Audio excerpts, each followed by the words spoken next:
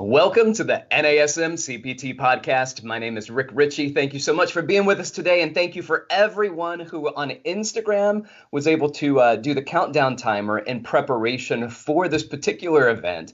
And the reason we had so many people do that is not just because of who we have on the show today, but it's because what we're going to be talking about. It's one of the foundational components of why people go to personal trainers. It is because of weight management. And we have a wonderful guest with us today. Katie Coles is with us, and she is a registered dietitian. She's highly educated in the realm of nutrition, and she's going to be talking to us today about diet and weight loss. So, Katie, introduce yourself. Tell us who you are, and tell us a little bit about Avatar Nutrition and some of the projects you've been working on, and then let's talk about diet and weight loss.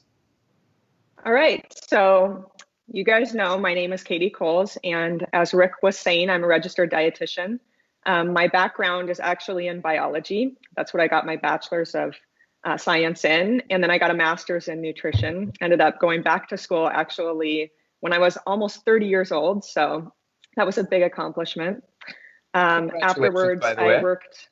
Oh, thank you. I know it's hard when you're older, but in some ways it's hard. But in some ways it's easier because you're like focused and you're hyper driven. You know exactly what you want. Yeah. So when I came out, I started working in research and development for a nutrition company. I was making products there, doing a lot of education on the science behind the products. During that time, I was also doing fitness shows, and I fell in love with the concept of flexible dieting. Prior to that time, like a lot of people who do shows, I was restricting my food intake. I was really struggling with binge eating, and I had this mentality related to food that some foods were good, some foods were bad. So it was really destructive. And I just found myself cycling between under eating and then overeating. So I became so passionate about flexible dieting because I figured out, that you can eat foods that are off limit in moderation, and just decimated this idea of good and bad foods. And so at that point, I ended up quitting my job, and I ended up trying to start this company that was based on flexible dieting because I wanted to bring that to the masses and really help people eliminate food guilt and yet be able to maintain their body in a sustainable way. So that's how Avatar was founded. And what Avatar Nutrition is it's a digital diet coach. So what it does is it sets your intake of protein, carbs, and fats, basically tells you how much you need to eat based on all the anthrometrics that collects about your body and your goal, things like that. And then the real magic happens when it changes those recommendations every week. So there are a lot of apps out there, right? Like MyFitnessPal that gives you a starting point of what to eat for your goal, but it doesn't continue to make adjustments as you lose weight. And metabolism isn't stagnant. So that's the real magic behind our system, is that every week you weigh in, and just like you would with like a personal coach, we look at your progress based on what we predicted, and then we change our food recommendations. So that's how Avatar works. All right. So talk to me about flexible dieting and the good and bad foods. And, I hear it all the time, not just specific foods, but sometimes specific macronutrients, right? That these are bad. And I think no one really believes that a macronutrient is bad within itself. But certain foods are always going to be labeled by large groups of people as bad foods. And, you can pick about any baked good that you could get in the morning as a breakfast food. And people will look at it and go, oh, that is bad. A croissant is bad. A donut is bad. A bear crawler is bad. And if you think about it, we see them as being bad foods, and yet we all kind of want them to some degree or another. Is flexible dieting just saying every once in a while, give yourself a break? Yeah, I think it is. A lot of people, there's this idea that IFYM or flexible dieting is trying to fit as much quote unquote bad food into your diet as possible, meaning food that is laden with sugar, that doesn't have a lot of vitamins and minerals in it, not a lot of fiber, just things that taste good, your treats. And that's just not the case. What flexible dieting does is it allows you to have those foods in moderation as long as it fits in within the entire day in the context of what you're trying to do. So as long as you're getting the right amount of protein, fat, and carbs, you can have things like that as long as you're balancing it out. for the rest of the day. So it really does eliminate guilt. And I think that's where this diet is really powerful. There are no specific foods that should absolutely be demonized or considered off limits in all situations, as long as it fits within your budget, with your calories for the day. And so, yeah, I think there are a lot of diets that are effective.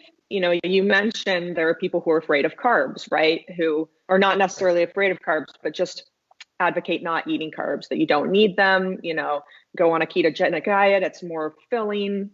There are things about it that are good for you, but really any diet has the potential to work as long as it effectively reduces your calorie intake. But it does come down to calories. So it doesn't make sense to demonize any one of these macronutrient groups.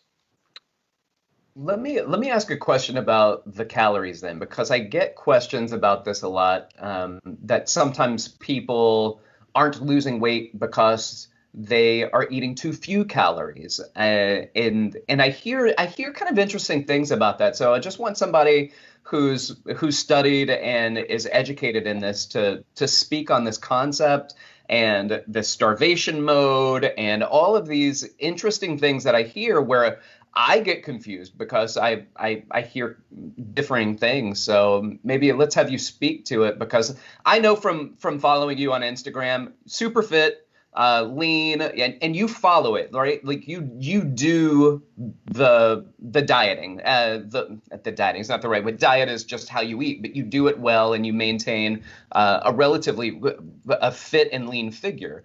So, are you depriving yourself of calories? Are you doing, so answer it for all of us and answer it for yourself so that we know what you're doing too. Okay. So, well, first of all, this is fun. Let me take your first question about starvation mode. So let's talk about the principles of weight loss. To lose weight, you need to be eating fewer calories than you're burning. That's just how it goes. It all comes down to that calorie balance. Now, there's this belief out there, like with starvation mode, that you can limit calories so much that eventually your metabolism will slow down to the point where it can drop infinitely to prevent you from losing more weight. That just doesn't happen. You see that if you're watching the news and you're looking at some of the war-torn countries in the past and places where there was famine, people end up being skin and bones. Ultimately, you do die from starvation. And if there was such a mechanism that would prevent metabolism from dropping so much that would happen, then you wouldn't see that. That's not to say that metabolic adaptation does not occur, because it certainly does. So you would expect, just based on losing total body weight and maybe losing some fat-free mass, some muscle, you would expect metabolism to drop a little bit, right?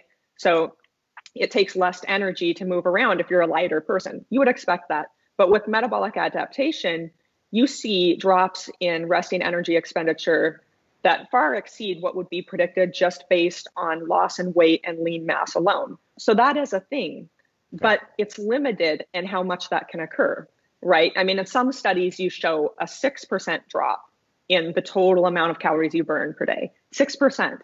I mean, that's certainly a drop. It certainly can affect things. It might amount to 100, 150 calories. And it could, just depending on how much weight you lose, it could even maybe go as high as like 10%. But it's never going to drop so low that it's going to prevent weight loss. Like eventually, if you're dropping calories down, you will hit a point where you're going to start losing weight.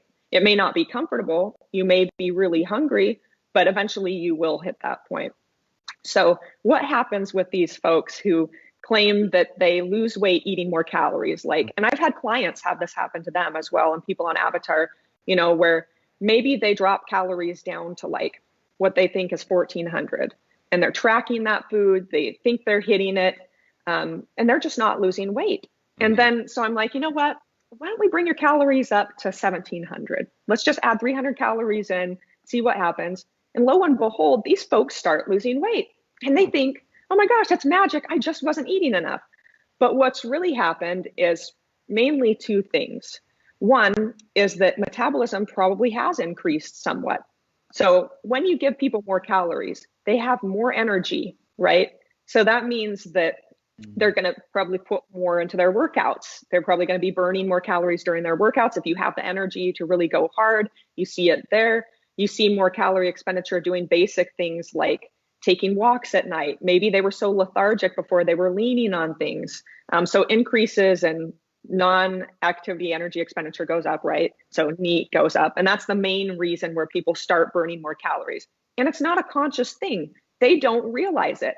They're just tired all the time. And when you give them just a little bit more in terms to eat, suddenly they start burning a lot more calories, which in effect puts them back into a calorie deficit. And then they start losing weight. So there is a sweet spot for these folks where maybe if you cut too low, you become so lethargic and your workouts are so horrible that you're just not burning as many calories. Also, it becomes really, really hard to stick to those calories. And adherence is another huge problem with these folks. So maybe during the week, they're eating, 1,300 calories, 1,400 calories, 6 days a week. But one of the days a week, they fudge it and they go quite a bit higher. Now, they don't necessarily remember that, though. Right. They have this figure, 1,400 calories in their mind. I was doing it almost all the time. I've been so good. And they have really been pretty good. Right. But so adherence, so there's probably a combination of the two there. They have better adherence on higher calories. So they're actually probably eating less when you average things out. And also their energy expenditure can go through the roof with NEAT and just what you're burning in the gym.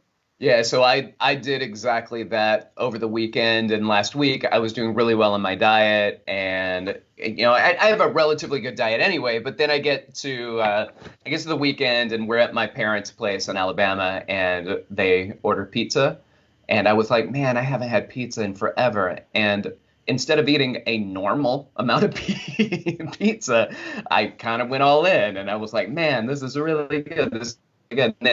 And then I flogged myself, right? So I do the flogging the next day and I go for an extra long run and all of that stuff. So I don't want to punish myself for the diet, but I also need to check it at the door and say, hey, this is not how I need to do this. I don't need to lose it when I finally allow myself to have food that I don't normally most commonly eat. Do you see this with your clients, and what are some of the ways that you address this with them?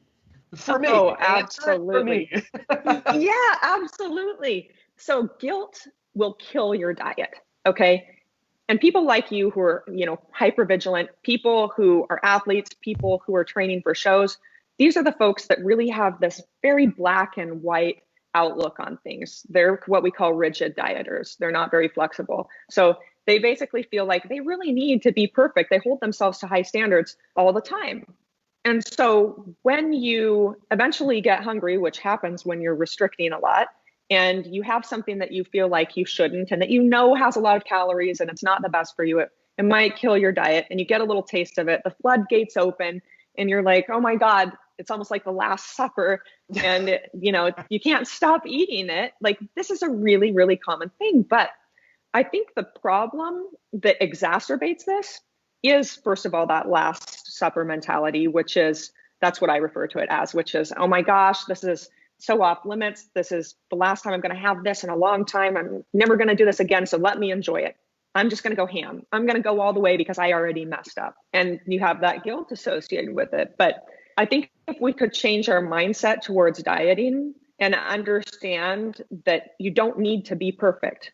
The human body doesn't necessarily see things in 24-hour cycles, in one-day cycles. It's looking at an average of what you eat over time. So in a whole week, if you mess up and you have a little bit more calories and you go over your calories with pizza, that's awesome and delicious, that's totally okay. Just know that the rest of the week, you can totally make that up. So you don't need to go like all out and YOLO having that pizza and just continue to eat it. So I think that when you have a mentality where I shouldn't be doing this is off limits, and you're just very rigid, I think that exacerbates every problem. So if you could approach it with more of an outlook on an average of what you do for the week, and having flexibility, and that you can always make up for things, it allows people to fall off a little bit, but get back on the wagon faster and without that guilt, because the guilt is a huge problem. Life is too short to be living with guilt when you're eating certain things. That's true. I think the big problem also with the majority of people that do this is the fact that they'll do it and then suddenly the thought process is, I've already fallen off. So if I can't do it, then I just won't do it. And then they give up. And so instead of getting back on and focusing over time what needs to be done, it's like exercise. And I mentioned this multiple times on the podcast. Something happens and they don't work out, and then it's going to take too long to get to where they need to be. And so they just don't do it. And I tell people a little bit of something's better than a whole lot of nothing. And we have to continue at picking away at those little things. And the self flagellation and people concerning about beating themselves up, it's not welcome to you, right? So we don't like it. We don't like it when we do that to ourselves. So I think that a better idea and a better concept is being gentle and understanding that it was just a day. And this is just a day out of the week. It's just a week out of the month. It's just a month out of the right. Like to get back on it and create a sense of purpose behind your diet, as opposed to not considering it. And when we do mess up, not to beat ourselves up over it. Yeah, I mean, you asked me how, and this ties in really well, from my Instagram post, how I stay so lean all the time. What am I doing, that's making that possible? Well, I'll be honest with you. I weigh less and I have a lower body fat now than I had 15, 20 years ago. And the reason for that is because of this flexibility. I've learned how to be flexible. Back then, I would beat the heck out of myself for falling off the wagon. And it made it that much harder to get on. I had so much shame about it. I mean, I had a really severe eating disorder. I would restrict to the point I would lose all this weight, get super, super lean. And then I would be doing these fitness shows. And afterwards, I was just so hungry. And I would go have a cake. I would eat whole cakes at a time. Put myself in the hospital several times with refeeding. With refeeding syndrome. One time it almost killed me, actually. I developed SMA. And they were like, God, you have no visceral fat. What's going on? Well, I was torturing myself by starving myself. And then I couldn't help at some point, those survival mechanisms kick in, your appetite hormones go up. And, that's what happens when you're dieting for, so long, and leptin starts to drop and ghrelin's going up, and your body and your brain are just screaming at you to eat. And it's just a human instinct. And the problem was, when you diet for that long and that hard, all those hormones get out of balance. They get out of whack. So even when I should have been full, I wasn't full. I was at the buffet in Vegas. I was going up having ice cream and my oatmeal, like eating so much. And so what would happen to me is that I would go through those periods of being really low weight, and then I would overeat and I would gain a bunch of body fat. I couldn't stand the way I looked. And so I'd cycle back into this, and it was just terrible. So I never could maintain a healthy balance of anything. And most of the time, it backfired to the point where I actually had a higher body fat almost all the time, except for when I was on stage, But this whole finding flexible dieting and the idea that there are no good and bad foods, I mean, it was completely liberating and groundbreaking for me, because I was finally able to find a middle ground, where I could be happy. And now I don't even really have to try very hard at all. And I've been flexible dieting so long that I don't have to strictly count or anything like that. Now, after you sustain a healthy body weight for long enough, those hormones, everything starts to balance out. And I do a great job of knowing when I'm hungry, knowing when I'm full. I can eye protein and know how much I'm getting. And so really, I let my body do a lot of the talking in recent days. I think that comes with experience, and it comes with time. That's very important for a lot of people to recognize too. The amount of effort that went into it initially doesn't exist right now, right? Like, it's not as effortful, it's not as difficult, but there is a challenge when you first start doing things. And I think that it's important to point out that there's going to be, a flexible diet is helpful, but there are still going to be challenges that come along that you have to put effort in order to overcome. With that said, let's talk to the personal trainers and the family that we have here online. And please tell us what we as fitness professionals can do on our end to help support people in their nutritional goals. And by no means am I saying that we don't or could not or should not refer out to a registered dietitian. I think that's really valuable and it has a place. But fitness professionals also have a place in helping to support people when it comes to their diet. What can we do on our end to support what you do on your end?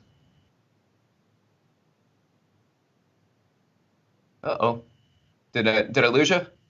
Oh, are you talking to fitness trainers or are you talking to me?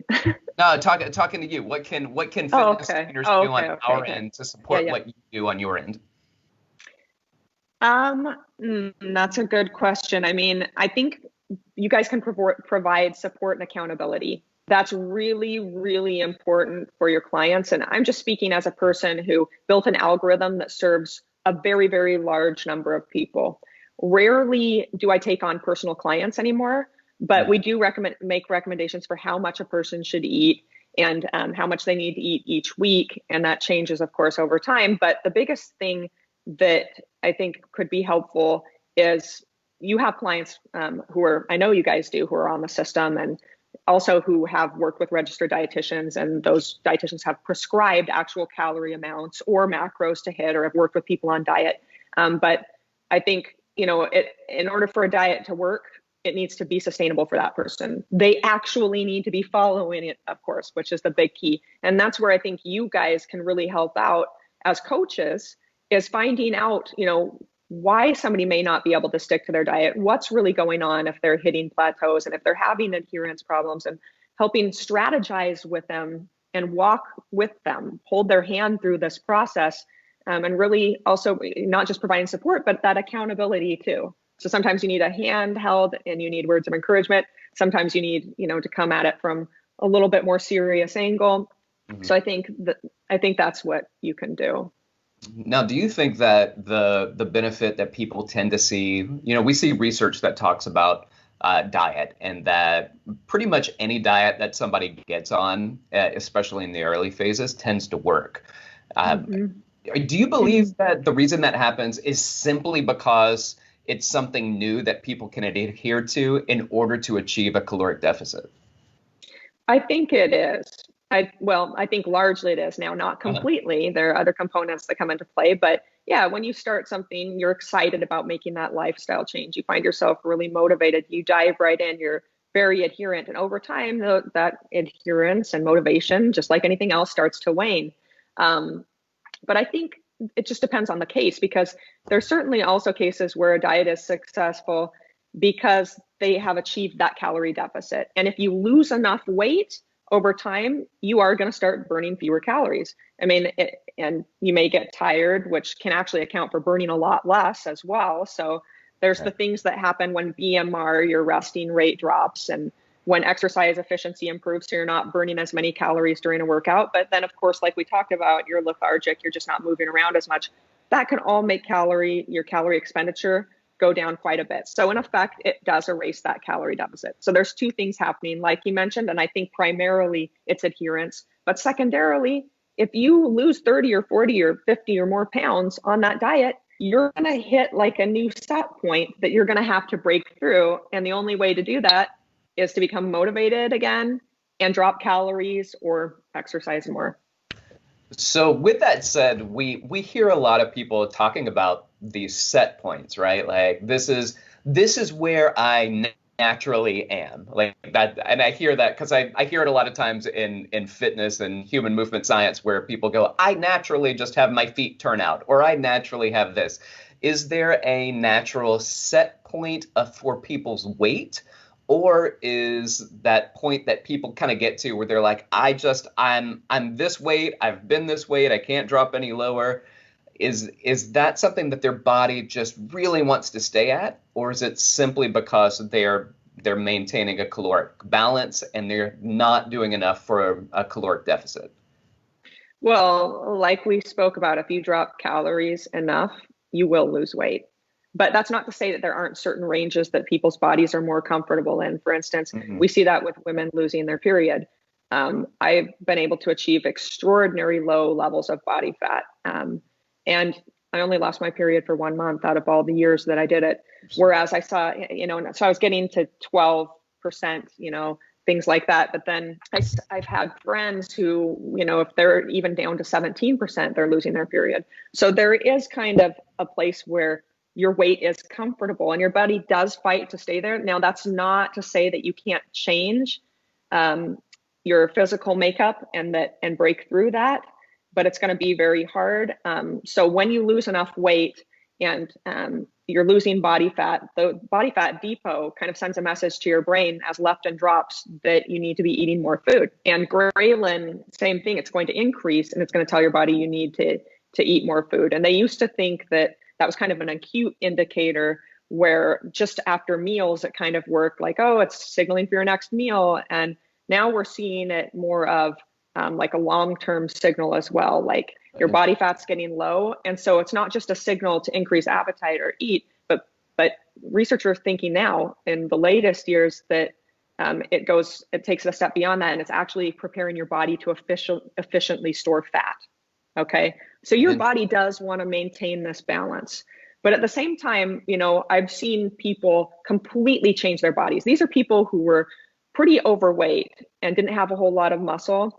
And they really picked up and got into fitness and built a ton more muscle. And that changed everything in their body. You know, it's like I see people who reverse diet. If they reverse diet long enough and they're increasing calories over time, and their body gets used to that and they're starting to build more lean mass, that changes their whole metabolism. So you can break through set points, but it's not going to happen overnight. This is something that you have to diet in phases to do. It's something that takes years. But yeah, so I think that there's a bit of both going on. I wouldn't ever say it's impossible and that you just can't lose weight beyond this point. No, I mean, It might be hard because your appetite goes up, but it's still possible. It goes that way for hypertrophy too. I know that, especially when I was younger, like many young people, I wanted to build muscle and I was like, oh, it doesn't matter how much I eat. I feel like I'm eating all the time and I just can't gain weight. And the fact of the matter was I had to eat more. If I wanted to gain weight, I needed to eat more. There may have been a point that my body liked being at, but at some point, if I took in more calories, I was going to gain weight. I also want to make sure that no trainers ever talk about that being a problem in front of weight loss clients. Because the last thing a weight loss client wants to hear is how difficult it is for you to gain weight. And so for us, we have to be very careful with what we say and what we put out there, because the way we put things down and the way people pick them up can be very, very different. So we have to be aware of other people's perspective and look through that lens.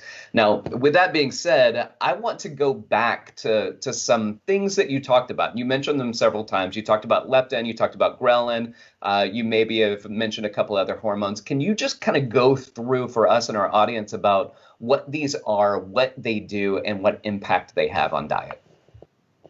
Do you want to just talk about appetite hormones, or do you want to talk about calories in versus calories out in general? Just what kind of, I think that's kind of, people are very confused about what the word metabolism means and all of the components that go into this. And there's a lot that goes into it. Like if I say, oh, weight loss is just about calories in and calories out, like that makes it sound so simple.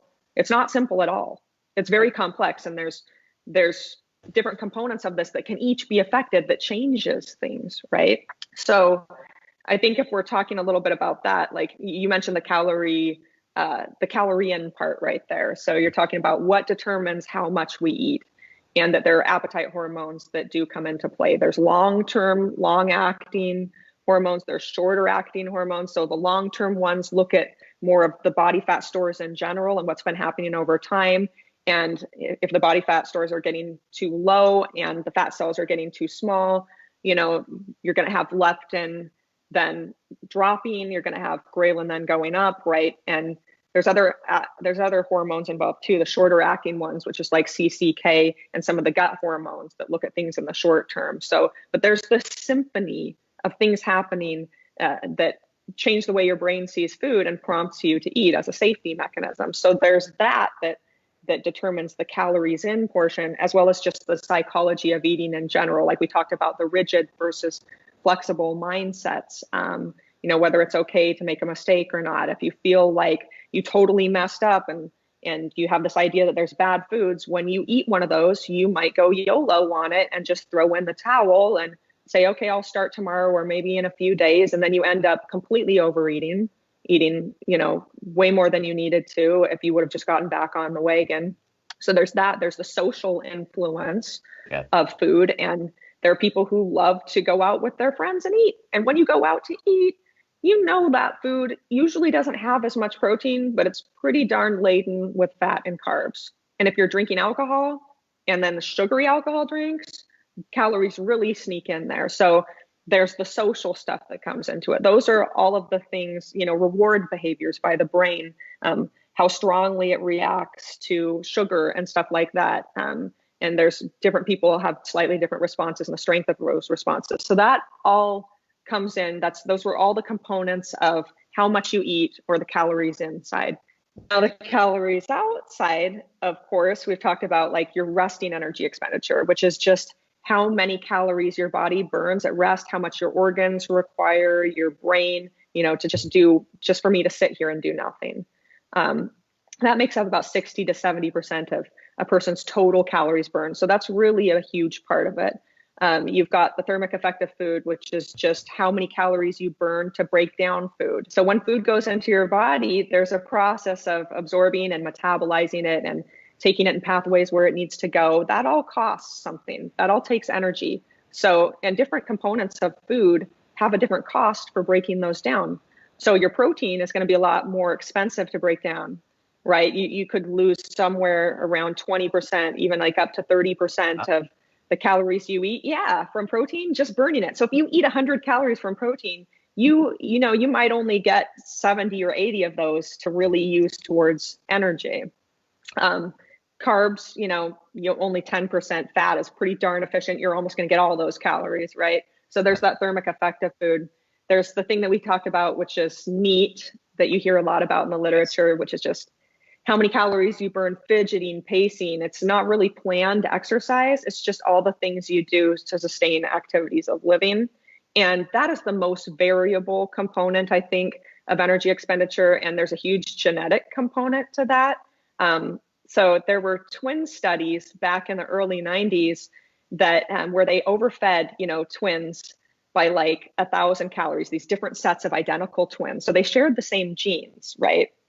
And what we saw was that they all gained different amounts of weight. They all responded differently to those 1,000 calories. Some barely gained anything at all, even though they were being overfed by 1,000 calories for like 80 days. And some gained a ton. I mean, the difference was, and the interesting thing was there were differences between the pairs of twins, but within the pairs, they were pretty close. So there's a genetic component with how well you dissipate off calories from overeating. And, probably the same goes for how much your metabolism adapts to undereating as well. So there's a genetic component to that. But what we found is that when your body responds to excess calories by burning off more, it's primarily doing that in the form of NEAT. So these people who didn't gain much weight when being overfed by that many calories responded really well. They started, pacing a lot more, fidgeting a lot more. They were just highly active people. And then there are the people who just kind of sit there when they're getting overfed and they don't do much more at all. And those are the people who store a lot more fat. So it's just interesting that that's the component of energy expenditure that responds so much to more food. And then finally, there's the cost of exercise and moving around. So those are all the components that make up the energy out. So you can see that there's a lot going on to create that balance between energy in and energy out, and a lot of different variables that can be manipulated to get a client to start losing weight again if they've stopped losing weight. Nice. And here's what I really like. I like what's happening because we look at somebody that's talking about nutrition, a registered dietitian, and it's just as important for you guys oftentimes to address activity as it is to address the diet. And I think for fitness professionals, it's very important for us too, that we're not just addressing exercise while the person is with us, but we have to talk about the non-exercise activity. We have to be supportive with the diet. We can give support. We can give some guidance. The certified nutrition course that we have at NASM is very helpful for personal trainers to give an understanding of what that's like. And it's something that I think that you, a good subject matter expert, that helps to contribute to the field of what we do. And so I think it's really valuable for us to understand that for many years, personal trainers were like, don't talk about diet. Remember the time that somebody gave their client ephedra, and then their client died, and then there was litigation and all this kind of stuff. Well, we don't do that. We don't do that. But that kept us from being able to talk about diet for 15 years. And then finally, other groups started coming in and saying it is valuable and important for fitness professionals to address diet. It doesn't take away from what a registered dietitian does. Just like when we have clients that have boo-boos, and you're a corrective exercise specialist, doesn't mean you never refer out to a physical therapist or a chiropractor. Like, there are times that you can address it as a fitness professional. And there are times people really need much more help and much more guidance from somebody that has a specialization and education in that field. And that's why we want to have people like you on the show, is that we want to learn from you, but also learn when is the best time to pass somebody back off to somebody that is real more focused in the field. Same thing with you, right? Like, I'm sure that you probably have a lot more education in fitness than a lot of other people, so you can address some of the fitness components. But of incredible value, personal trainers, it is not just the time that you are working with a client that we need to support that client. They're paying for the hour, but they should be paying for you to support them throughout the week. And what that means is setting up a schedule for understanding what that non-exercise activity looks like. And that is valuable. You're going to burn way more calories, non-exercise activity throughout the day than any 1 hour exercise program that you could put together. I think that this is so highly valuable, Katie, that you mentioned that. And it's wildly important for us to understand. And they're the simple things that, because they're so simple, people don't take seriously, right? Like taking the stairs, or getting off a flight or two early and taking the stairs. And because it's so simple, people don't do it. But the same thing goes with diet sometimes too, right? Like, there are some things that are just so simple, but they almost seem too nominal to actually make a difference. But a lot of those little things add up. What are some of the little things that you see adding up? And you mentioned the alcoholic drinks or the sugary drinks and things like that. What are some of those other things that you're not saying don't have, but they kind of creep up on people and we don't necessarily consider it? And maybe they're things that we should consider. Well, let's talk about a little bit first about what you just said with energy expenditure and NEAT, and making sure that your client isn't falling victim to becoming so lethargic that they're not moving anymore, and now their weight loss diet has stalled. I love the fact that you said that that personal trainers really should be educating their clients on nutrition. That's something I forgot to add that you said when we were talking earlier, and I was talking about the coaching and support component. There's just the education component.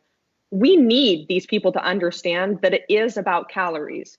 Everything I've talked about, regardless of what they hear out there where, there's this mechanism to hijack your metabolism by eating low carbs. That'll change everything. Now I don't have to worry about calories. Right. No, it's always about calories. When a diet works, it's because of calories.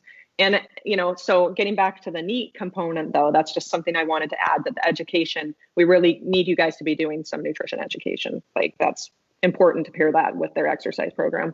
But as far as NEAT goes, something that you can do if you start to see that your client is hitting this plateau is maybe having them get one of those Fitbits or Apple Watches, or a simple pedometer, something that's gonna track their steps. Because again, this is something that's subconscious. NEAT isn't planned exercise. They're not gonna realize that that's dropping. They're just gonna think, my metabolism's changing, and it's because it sees that I'm not eating enough, and now that's, what they're going to think. But really, you're just tired, man. And we need to make sure that somehow you keep these levels of activity up, even if you're not thinking about it. So I think that wearing those devices and really encouraging them to hit a number of steps, or to move a certain amount, or to burn a certain number of calories through their activity, since most of it is, like you mentioned, not in organized activity like exercise, but outside of that. That's one way you can get your clients to start really tracking that. You asked another question about where little things can add up in terms of where your client can stall with weight loss. One of the things that I've seen, actually a lot of them have to do with nutrition. That's really what it is. So adherence, the longer you're on a diet, the more you're gonna start to want more food, and the more you're gonna crave food. So you're going to have to start getting strategic with keeping them in a calorie deficit.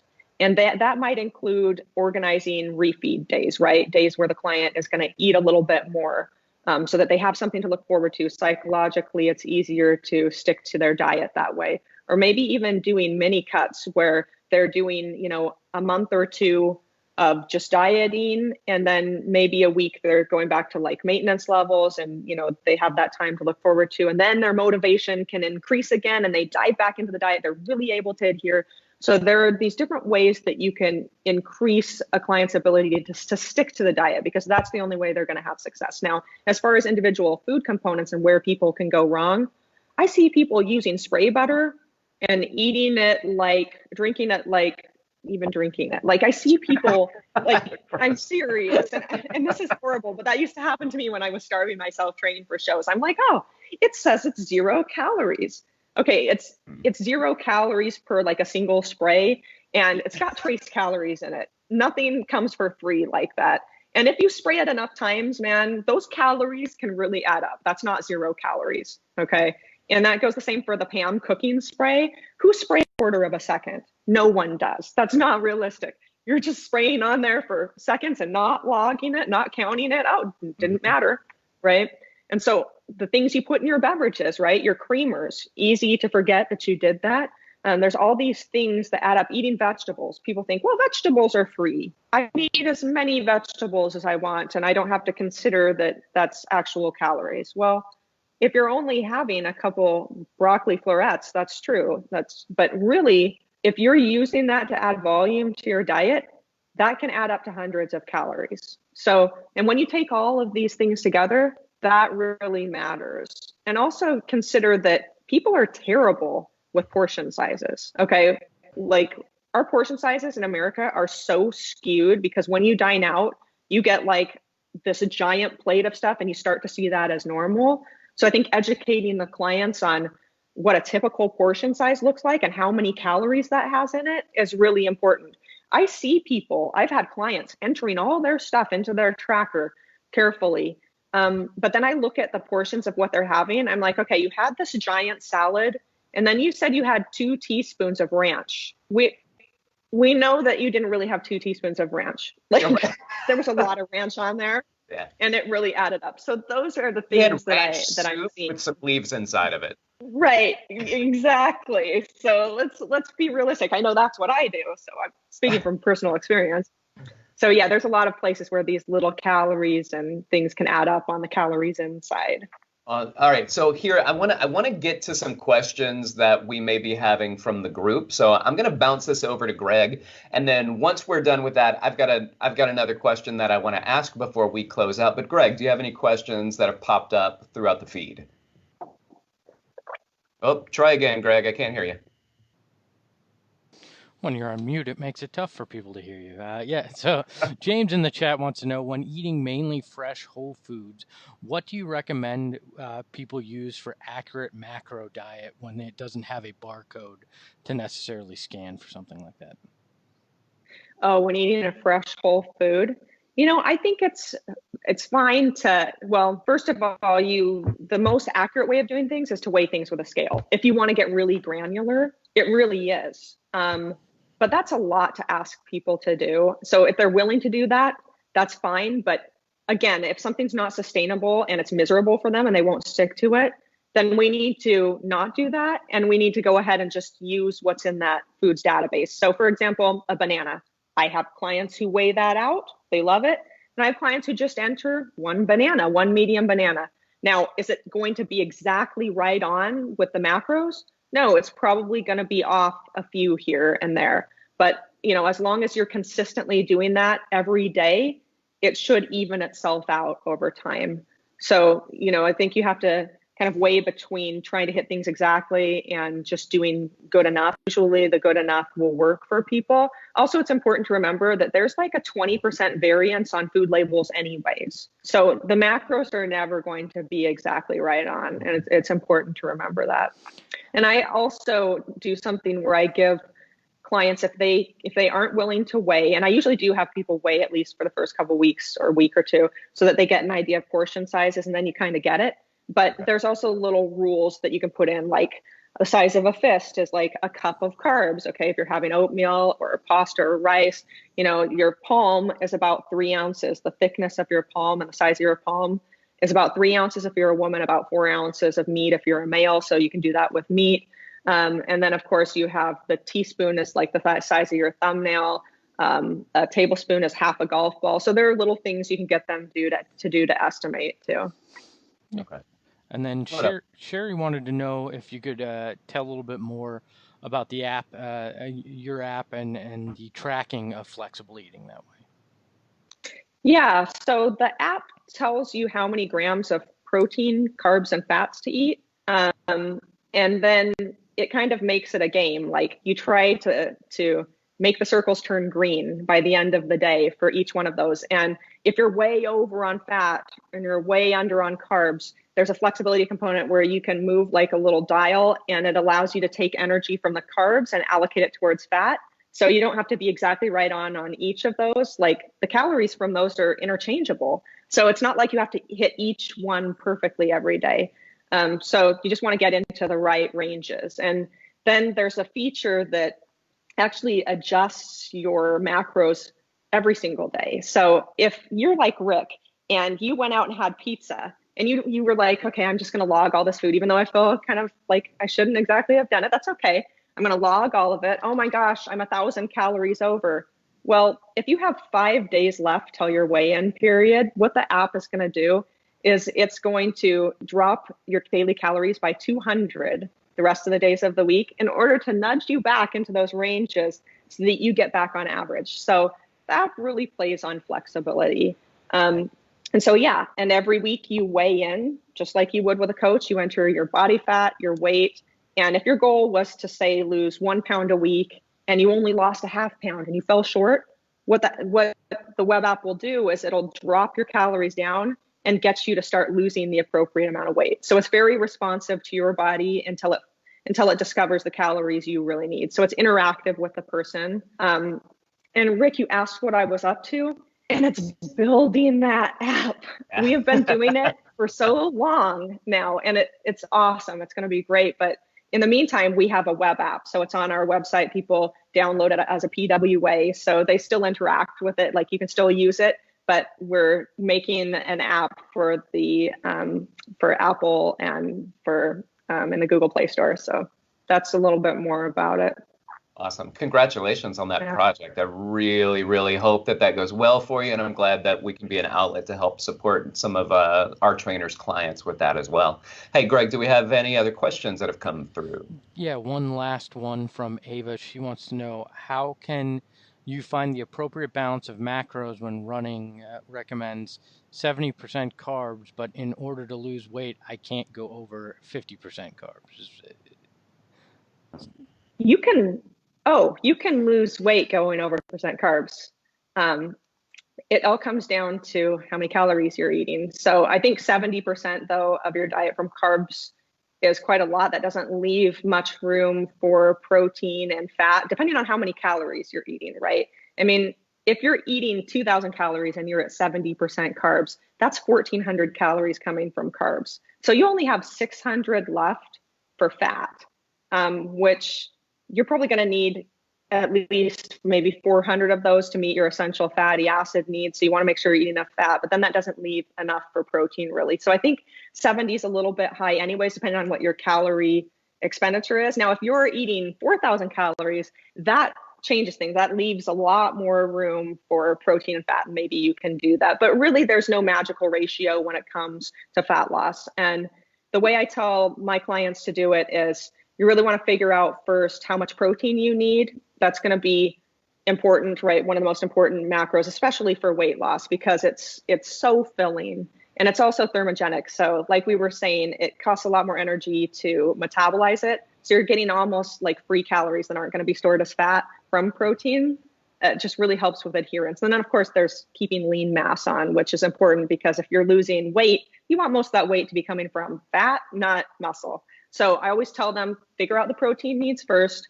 A good general, I could talk about protein all day, but a general rule of thumb is really about zero point 0.8 to 1 gram per pound of body weight of protein. So 0 0.8 to 1, somewhere in there. And then figure out your carbs and fats from the remaining calories that you have left, right? And since you're a runner, you want to make sure that, maybe 70% of what is remaining comes from carbs, that's fine. And then 30% from fat, but 70% of total calories seems a little bit extreme. But yeah, again, when it does come to weight loss, remember it is all about the calories. So there's no reason that you can't lose weight eating more than 50% of your calories in the form of carbs. Gotcha. All right. I like that. Thank you so much for sharing it. And I have one more question for you, and it really has to do with cravings. So when I have clients that have food cravings, and maybe they go like I did with the pizza or something like that, how do you talk to your clients about food cravings, or if they're like, oh, this is my bugaboo, that during this time or during this, I get these cravings for food. Talk us through the cravings and what people can do to support that fall within this flexible diet that you're talking about. Right. So the more a food is considered off limits, the more you're going to crave it. And this used to happen to me. I craved chocolate so bad. And so when I finally got my hands on it, I couldn't stop eating it. It ruined my diet every time. It was absolutely terrible. And I mean, it would blow it for an entire week at a time. I would eat so much in a single day. So it's really hard to get back into a deficit after that. And that's because, again, my mentality was so rigid. I felt that it was bad. It was something that I shouldn't be eating. But once I switched over into moderation and I allowed myself to have a little bit of that every day, it took about 2 months before I really got it and before those cravings stopped. But I don't even crave chocolate anymore, ever. And in 2014, that was my first experience with flexible dieting. I allowed myself to have a piece of chocolate every single day training for that show. And that was like a pro show as well there in Phoenix at the time. And I ended up eating chocolate every single day as an experiment to myself, several pieces, fitting it within my allotted calories. And I ended up winning that show. I still won that show. And so it was this light bulb moment that, man, I've been depriving of myself, and that's only made these cravings worse. And I don't need to do that anymore. And once that became something that could be part of my diet, it didn't have this power over me anymore.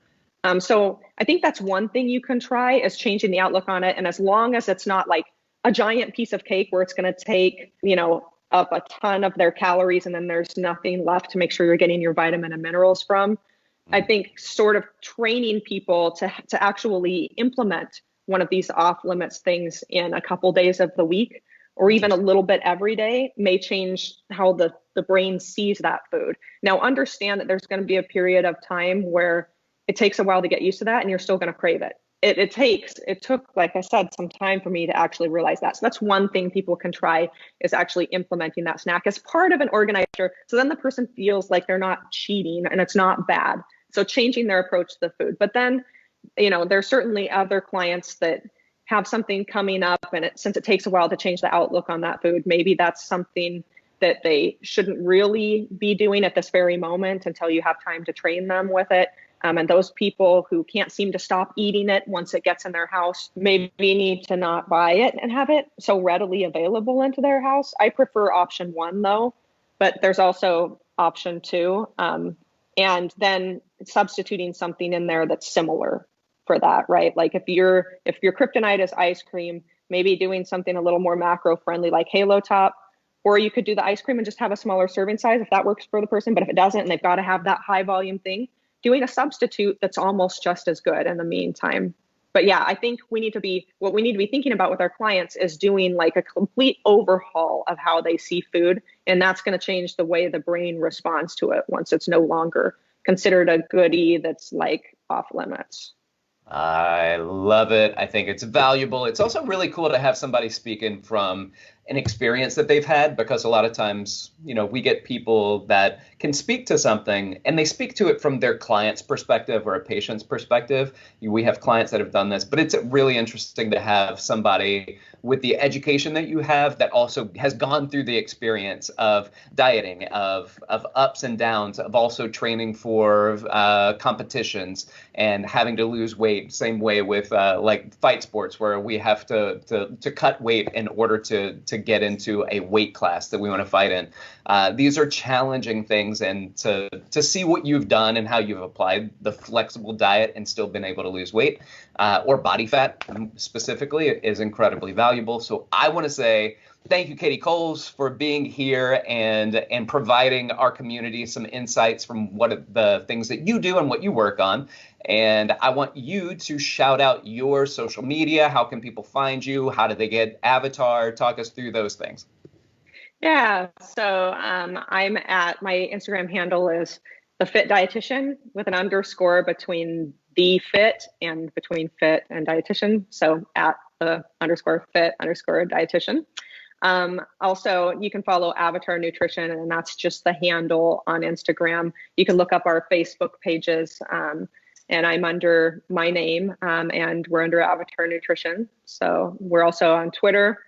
My business partner is pretty active on Twitter with Avatar, but personally, I haven't used mine in a while. So yeah, most of my stuff is on Instagram. Excellent. Well, I follow you on Instagram and Avatar. Good stuff. It's really enjoyable to watch. And not only do you just post pictures, but you do post educational content. And that's what I really like about your Instagram handle. So please, if you guys want to hear some information, not just see a photo, but to hear some content about the education and diet and things like that, then you have a really good handle to follow. And I appreciate the work that you've done and what you're doing. Thank you for being on the show. And I really appreciate you taking the time out of your day to do this with us. Absolutely, Rick. Thanks for having me. And if you guys have extra questions, you can DM my Instagram if you want.